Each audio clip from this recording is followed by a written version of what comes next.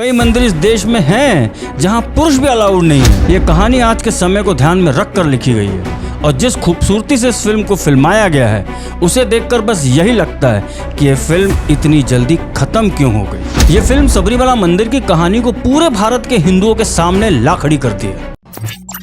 एक 3.5 करोड़ में बनी फिल्म कैसे आज आग की तरह फैल रही है। क्या है इस फिल्म का हिंदुत्व कनेक्शन? क्यों इस फिल्म को भी साइलेंट बॉयकॉट से गुजरना पड़ रहा है? कौन से मंदिर का इशू इस फिल्म ने अनअपोलोजेटिकली उठाया हुआ है और क्यों इस फिल्म का हर बच्चे को देखना कंपलसरी है? मलिकापुरम फिल्म से जुड़े हर सवालों के जवाब प्लस इस फिल्म का कंप्लीट रिव्यू विद एनालिसिस, जिसे जानकर आप भी कहेंगे स्वामी शरणम अयप्पा। तो चलिए शुरू करते हैं।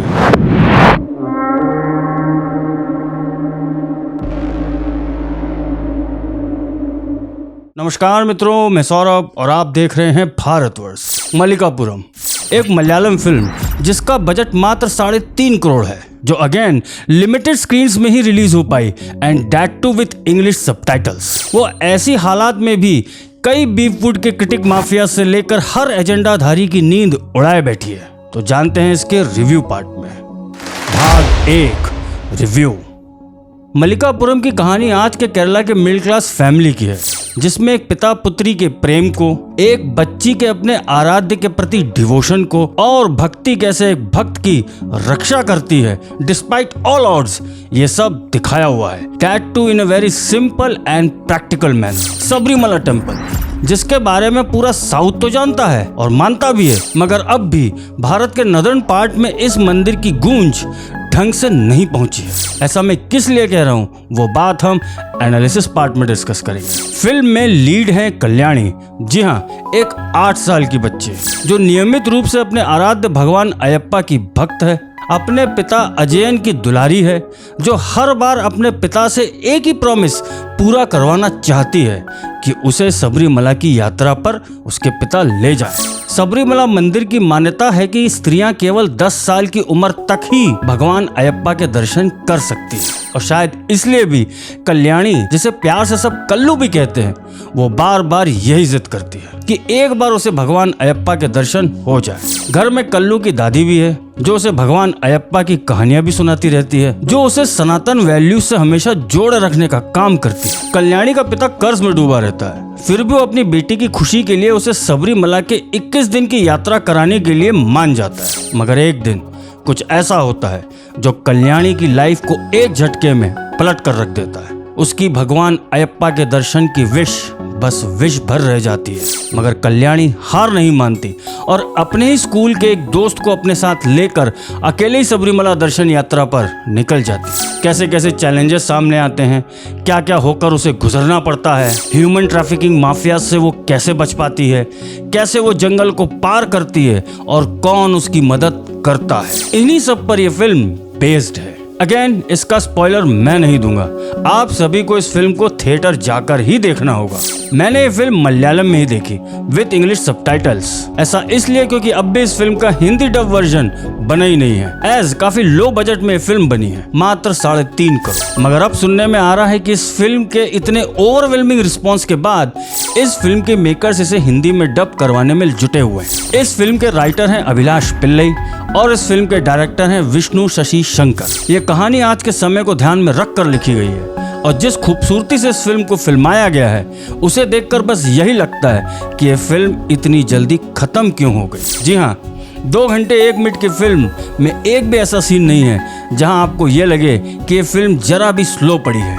कल्लू उर्फ कल्याणी की भूमिका निभाने वाली देवी नंदा और उसके दोस्त पीयूष का रोल निभाने वाले मास्टर श्रीपंत की जितनी तारीफ की जाए उतनी कम है। आमतौर पर फिल्मों में बच्चों के रोल्स में थोड़ी बहुत ओवर एक्टिंग का स्कोप जरूर होता है, मगर जिस प्रैक्टिकल वे में इन दोनों ने अपने कैरेक्टर्स को निभाया है उसे देखकर मुझे सरप्राइज नहीं होगा कि अगला नेशनल अवार्ड इस बच्ची नंदा को मिलकर ही रहेगा। What a performance. और अब बात परफॉर्मेंस की आई है तो एक किरदार और है इस फिल्म में जो आया तो इंटरवल से ठीक पहले, मगर उसी ने इस फिल्म का लेवल को यहाँ से यहाँ तक पहुँचा दिया, जिसने कल्लू के सपने को हकीकत बनाया, जिसने कल्लू के विश्वास को पल भर के लिए भी डिगने नहीं दिया। उस किरदार का नाम है नहीं मैं नहीं बताऊंगा, बस इतना ही कहूँगा कि वो भी भगवान अयप्पा का एक भक्त होता है और वो भी इसी यात्रा पर कल्लू और पीयूष के साथ हो जाता है। इस रोल को निभाया है उन्नी मुकुंदन ने। उन्नी मुकुंदन के रोल के ग्रैंडियर और कल्लू के डायनामिक रोल ने इस फिल्म के क्लाइमैक्स को इतना इंटेंस और इमोशनल कर दिया था कि एक भी ऑडियंस में अपनी सीट से हट नहीं पाया।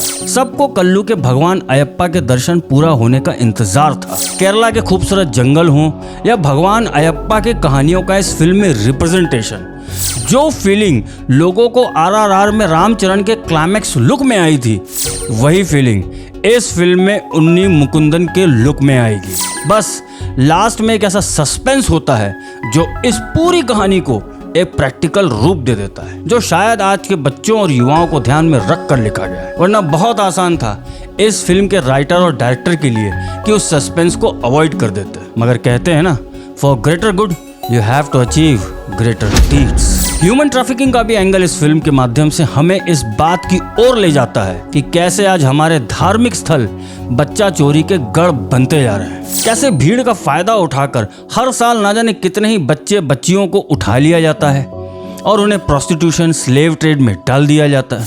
एक मैसेज इस फिल्म में बिल्कुल लाउड एंड क्लियर है कि भक्ति से बड़ी कोई और शक्ति नहीं। और वो क्यों, इसकी बात हम अपने एनालिसिस पार्ट में करते हैं।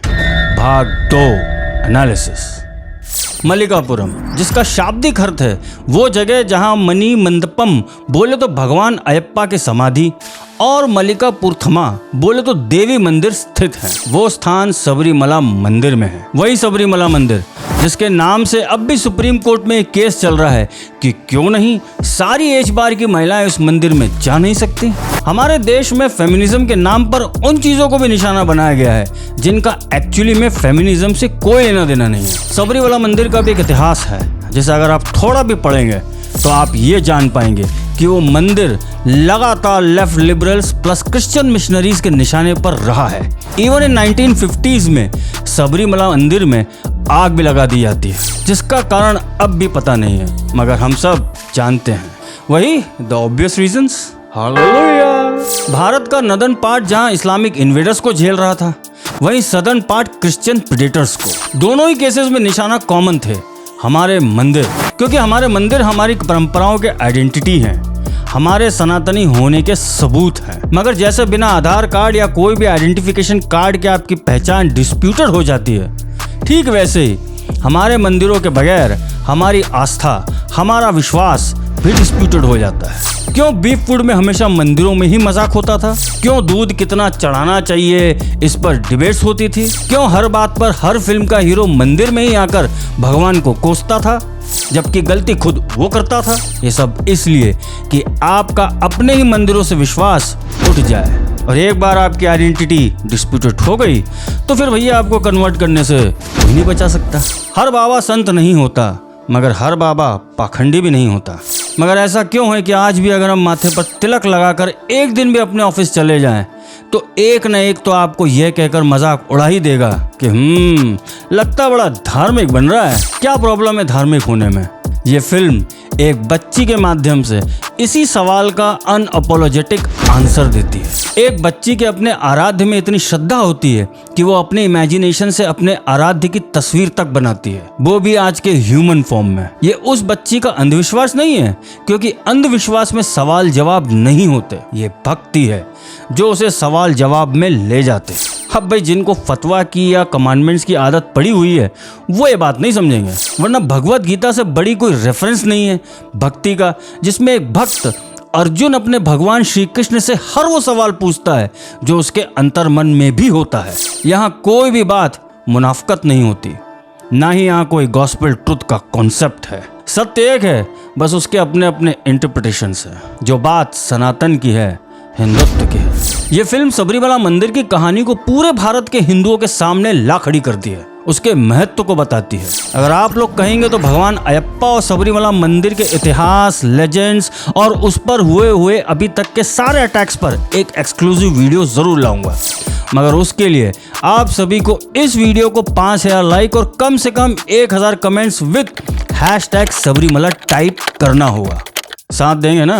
रामलला के मंदिर के लिए लद्दाख से लेकर कन्याकुमारी तक और कच्छ से लेकर मणिपुर तक सभी हिंदू एक हुए थे, मगर जब वामपंथियों ने कुछ साल पहले जब सबरीमला पर अपना फेमिनिस्ट अटैक किया था, तब केरल के हिंदू अकेले पड़ गए थे। कारण language barrier, north south divide. और इसी बात का फायदा उठाकर सुप्रीम कोर्ट के जहांपनाहों ने ये जजमेंट दिया कि सारी एज बार की महिलाओं का प्रवेश बहाल किया जाए। हालांकि सुप्रीम कोर्ट की उस बेंच में एक समझदार जज भी थी, वो भी एक महिला जज, जिनका नाम था इंदु मल्होत्रा, जिनका ओरिजिनल सबरीमला जजमेंट ये था कि notions of rationality can not be evoked in matters of religion. बोले तो धर्म के मामले में अपना कॉन्स्टिट्यूशन लॉजिक नहीं लगाते। कॉन्स्टिट्यूशनल लॉजिक भाई, वही सेकुलर लॉजिक। क्या काशी विश्वनाथ मंदिर के मामले में नहीं देख रहे हो भाई? सीधी सी बात है, भगवान अयप्पा उस मंदिर में अपने ब्रह्मचर्य अवस्था में है और उस मंदिर की स्थापना भी इसी बात को ध्यान में रख कर हुई थी। हर मंदिर की अपनी एक एनर्जी होती है, अपना एक आर्किटेक्चरल स्टाइल होता है, और इसीलिए वो स्त्रियां जिनका मेंस्ट्रुएशन साइकिल शुरू हो जाता है वो इस टेम्पल में प्रवेश नहीं कर सकती। इवन हमारे नॉर्थ में शनि सिंगनापुर में भी महिलाओं का प्रवेश वर्जित था, मगर जहां पना वहां भी अपना कॉन्स्टिट्यूशनल लॉजिक ले आए। वैसे उस जजमेंट पर बीजेपी के महाराष्ट्र के मुख्यमंत्री देवेंद्र फडणवीस बड़े जोर नाचे थे, मगर देखो शनि भगवान की ऐसी कृपा पड़ी कि सरकार तो बनी मगर गद्दी नहीं मिली। कई हनुमान जी के मंदिरों में आज भी स्त्रियां और लड़कियां दिख जाएंगी, मगर हम अगर कुछ बोल देंगे तो भाई हम मेल पैट्रियार्की के सपोर्टर्स हो जाएंगे, और मेरे केस में तो ब्राह्मणिकल पैट्रियार्की। अगर आप एक सच्चे कैथोलिक महिला हैं तो आपको पादरी नहीं बनने दिया जा सकता, नन फिर भी बन जाओगी, और उसमें भी आजकल क्या क्या होता है वो सबको पता है।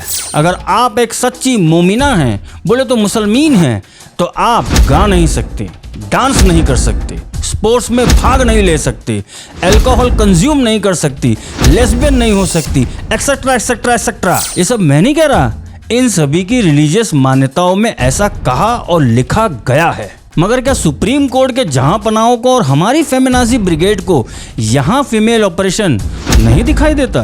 कई मंदिर इस देश में हैं जहाँ पुरुष भी अलाउड नहीं है, तो क्या कल को आदमी लोग भी अपनी एक यूनियन बनाकर सुप्रीम कोर्ट चले जाएंगे क्या? भाई फिर आम आदमी पार्टी क्या है? वो आम आमदनी पार्टी है। ये सिलेक्टिव जजमेंट, ये सिलेक्टिव एक्टिविज्म यही होता है। बिना कुछ जाने रामचरितमानस में भी लोग आजकल गलतियां निकालने की मूर्खता कर बैठते हैं। ना उस भाषा का ज्ञान होता है, ना ही उन अलंकारों का, ना ही उस समय की टर्मिनोलॉजी का। बस जिसे देखो अपना अपना पॉलिटिकल एजेंडा पूरा करने के लिए आ जाता है। सबरीमला इशू कोई मामूली इशू नहीं है। भगवान अयप्पा की कृपा हमेशा केरल पर रही है, और शायद ये उसी मंदिर का प्रताप है कि आज भी वहाँ इतने हिंदू तो बच पाए हैं। टीपू सुल्तान के आक्रमण से लेकर इन क्रिश्चियन मिशनरीज के आक्रमण तक, जिन्होंने इस मंदिर के ऊपर जहां पनाह के जजमेंट आने के बाद भी उस वामपंथी एक्टिविस्ट रेहान फातिमा को अपने पीरियड्स के पैड्स की थैली मंदिर में अंदर ले जाने से रोका था, वो भी जब उसी वामपंथी के साथ वहाँ की स्टेट पुलिस भी थी। ये फिल्म इसलिए भी ज़रूरी थी कि आज इस देश के हर कोने में बसने वाला हिंदू जान ले कि जब तक आप खुद नहीं मैदान में उतरेंगे तब तक कोई आपको बचाने नहीं आएगा। क्या हुआ था उसके बाद? घुस पाई थी वो फिर। मगर इस इशू पर जब तक सारे हिंदू एक नहीं होंगे तब तक ये लड़ाई हम जीत नहीं पाएंगे। धर्मो रक्षति रक्षतः, अर्थात धर्म की रक्षा करने वालों की धर्म ही रक्षा करता है। मगर जब बात धर्म पर आ जाए तो उसकी रक्षा उसी धर्म के मानने वालों को करनी पड़ती है। क्यों महाराणा प्रताप हुए, क्यों हुए छत्रपति शिवाजी महाराज, क्यों आज भी हिस्ट्री बुक्स में अकबर द ग्रेट तो है, मगर ऐसा कोई स्टेट नहीं, ऐसा कोई सिटी नहीं, कोई गांव नहीं, कोई कस्बा नहीं, कोई मोहल्ला नहीं जहां महाराणा प्रताप की मूर्ति नहीं लगी हो। क्योंकि सत्य यही है, धर्मो रक्षति रक्षता। मल्लिकापुरम फिल्म अभी भले ही लिमिटेड सिटीज में लिमिटेड स्क्रीन्स में लगी हुई है, मगर आप सभी का सपोर्ट इस फिल्म को मिलना ही चाहिए, वरना ये फिल्म कार्तिकेय 2 जैसा कारनामा पूरे पैन इंडिया में दोहरा नहीं पाएगी। सपोर्ट मल्लिकापुरम, स्वामी शरणम अयप्पा। और अब चलते चलते एक सुझाव आज की फेमिनिस्ट ब्रिगेड को। आप लोग हर जगह हर बात पर हिंदू धर्म में ही महिला उत्पीड़न दिखा देती हो, चलो माना हम तो हैं ही पैट्रियार्कल सोसाइटी, बस एक बात पूछनी थी, कभी केरला नन्स के रेप और मोलेस्टेशन केसेस पर भी कुछ बोल दो। और जामा मस्जिद में महिलाओं की एंट्री का क्या हुआ? और सुना है भूमाता ब्रिगेड की बॉयकॉट एक्टिविस्ट हाजी अली भी गई थी, उसके बाद की कोई खबर नहीं आई। कृपया इन सवालों का जवाब भी दे दें तो बड़ी कृपा होगी। अगर आप भी मलिकापुरम को पैन इंडिया फिल्म बनाना चाहते हैं तो इस वीडियो को लाइक, कमेंट, शेयर और इस चैनल को सब्सक्राइब अवश्य करें, क्योंकि इस नए भारत के भाग्य विधाता हम हैं। धन्यवाद।